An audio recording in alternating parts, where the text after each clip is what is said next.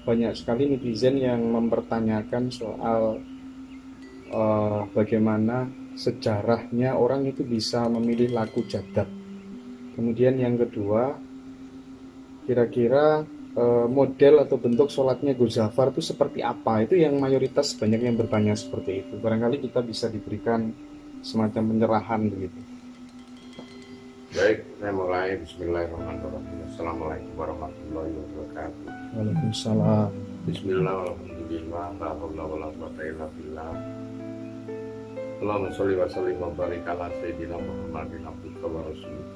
Nabi rahmati wa ala alihi wa sahbihi wasallim. Wa akibatul lil muttaqin wa la udwana illa 'alal zalimin. Amma ba'd. Lanjut saja ya. Ini kan melanjutkan dari pertanyaan yang kemarin-kemarin tentang bagaimana lagu jadab Gus Zafar. Jadab itu adalah pemberian cinta kasih kepada Allah, kepada hambanya yang bertitel hambanya.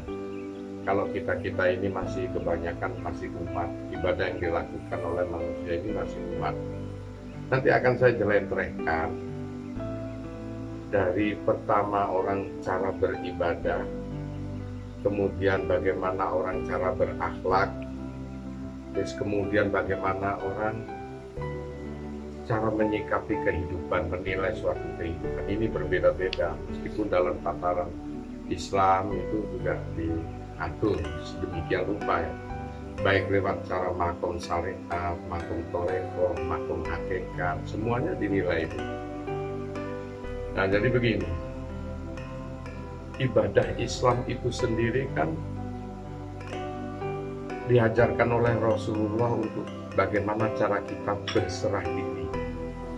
Nah, jadi sebelum menginjak tataran keimanan ini rukun Islam dulu kan, makanya nggak ada di dalam Al-Quran disebut ya ayyuhalladzina Islam. Yang ada hanya 3, ya ayyuhan nas, saya semua manusia agama apapun, kemudian ya ayyuhan nabiyyu, hai para nabi-nabiku, katanya gitu, ya ayyuhalladzina amanu, hai orang-orang yang beriman, kan begitu. Jadi untuk melanjutkan titah manusia ini beriman, berkeyakinan kepada Allah secara tauhid, maka terlebih dahulu oleh Rasulullah diajarkan bagaimana cara berserah diri. Makanya Islam itu bermakna berserah diri. Maknanya Islam yang sebenarnya itu. Nah, cara berserah diri menurut Islam itu adalah awal mula kalau kita masuk pendaftaran harus dengan syahadat. Asyhadu an la ilaha illallah wa asyhadu anna Muhammadar Rasulullah. Kemudian bagaimana cara sholatnya Rasulullah yang perlu kita contoh. Terus bagaimana puasa itu sendiri, bagaimana zakatnya sendiri, dan berhaji. Nah di haji inilah unik untuk mencapai titik keimanan. Makanya di haji ini apa yang dilakukan oleh umat Islam yang ada di Mekah sana adalah tapak tilaknya Nabi Ibrahim, malah justru bukan Nabi Muhammad.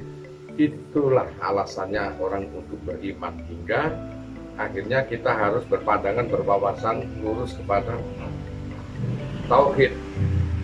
Fil alamin ainaka itu masjid, karena seluruh alam ini ada di masjid kita atau kiblat kita. Nah, sholawat Ibrahimiyah kama sholeta ala Ibrahim wa ala ali Ibrahim. Tentunya setelah bersyariat, keyakinan yang di dalam itu dikembalikan kepada tauhid yang dulu pernah dipopulerkan oleh agama bapak kita Ibrahim alaihissalam. Di situ kembali lagi kepada Gus Zafar yang saya pernah katakan tadi, yang dinyatakan jadabnya seorang waliullah adalah tingkat daripada sudut pemikiran rasa rindunya kepada Allah Subhanahu wa Ta'ala. Nah, ini lepas dari sisi syariat itu sendiri. Makanya syariatnya orang jadab, saya katakan kapan hari itu, tidak bisa ditiru. Karena dia mendapatkan berkah sendiri dari Allah. Hingga hari kulit adat dia ngane-ngane adat, katanya orang Jawa. Nah, disinilah. Nah, maka tingkat ibadahnya orang tersebut itu sudah lain. Meskipun tidak terdeteksi dalam syariat, tetapi yang sebetulnya hanya dirinya dan Allah sendiri yang mengetahui. Jadi tingkat antara qobluminanas wa qobluminallah, dia sendiri seolah-olah melepas syariat, padahal tingkat qobluminallahnya sudah terupgrade ke atas. Nah, Satu contoh, menandakan tubuh kita hidup itu dari mananya? Saya tanya, menandakan tubuh kita kalau hidup itu dari mana? Dari gerak. Kita bergerak ke sana ke sini, itu menandakan bahwa orang itu masih hidup. Apapun bentuknya, apakah dia kafir, muslim, apapun bentuknya, menandakan kalau orang hidup dari tubuhnya, itu dari mana? Dari gerak, saya katakan. Mengantar istri, anak, atau orang tuanya, itu pun hidup. Dia bergerak ke sana kemari. Tetapi yang saya tanya, gerak apakah yang paling baik di antara gerak-gerak semuanya? Gerak yang paling baik adalah gerak rukuk dan sujud saat sholat itu. Oke, Anda bisa pisahkan ini dohiriyah. Kemudian saya akan masuk ke dalam batinnya, ada dua, hati dan pikiran dan perasaan, yang disebut rohani ataupun rohani. Menandakan hati dan pikiran hidup itu dari mana? Menandakan hati ini tempat merasa ya. Kamu merasakan sesuatu hal yang indah, kamu merasakan sesuatu hal yang sangat tidak menyenangkan dan yang menyenangkan dan lain sebagainya. Nah, itu menandakan hati hidup. Nah, sebagus-bagusnya rasa di hati ini untuk merasakan apa? Eksistensi Allah. Oke. Saya tanya, saya upgrade lagi ke atas sebagai ulul albab. Pikiran boleh tidak berpikir yang ini, yang itu? Boleh, hak asasi, silahkan Anda mau berpikir yang mana, silahkan. Mau berpikir tentang kekasihnya, mau berpikir tentang gurunya bagaimana, mau berpikir tentang keluargamu bagaimana, mau merancang pikiran, membangun pikiran seindah apapun. Yang saya tanyakan, pikiran miliaran pikiran. Pikiran yang terbaik adalah yang dibuat untuk berpikir tentang apa? Tentang makrifat, memahami eksistensinya. Nah, di sini kalian bisa menebak bahwa ibadah bukan hanya sistem ragawi saja, tetapi karena manusia itu ditempeli dengan tiga sifat jasadiyah, jisim, jirim maupun jihin, yaitu tentang sifat rohani yang mampu merasakan, yaitu tentang sifat bagaimana kita mampu mengingat. Otak ini tempat mengingat, hati ini tempat kita bergetar untuk merasakan sesuatu yang tertangkap oleh panca indera kita, baik pendengaran maupun penglihatan, kemudian ditransfer ke atas untuk dijadikan landasan suatu keimanan. Disitulah orang-orang yang disebut ulul albab, orang yang mampu berpikir dengan hati, perasaan, dan pikirannya.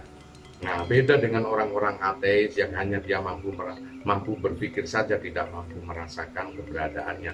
Nah, disitulah kalau ada orang yang hanya sifat satu dohiriyah, ragawi saja yang diajak bersembah diri kepada Allah, masih bagus.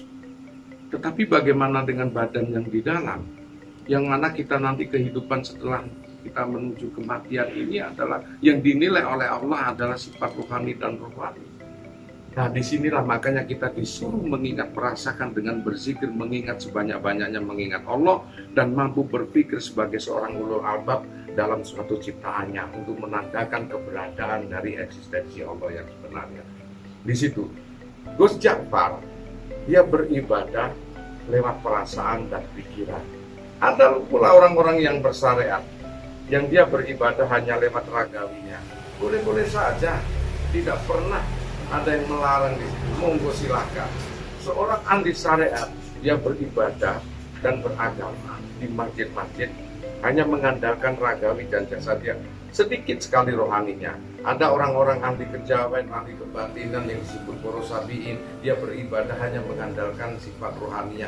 Silakan saja, monggo. Yang terbaik kedua-duanya dipegang.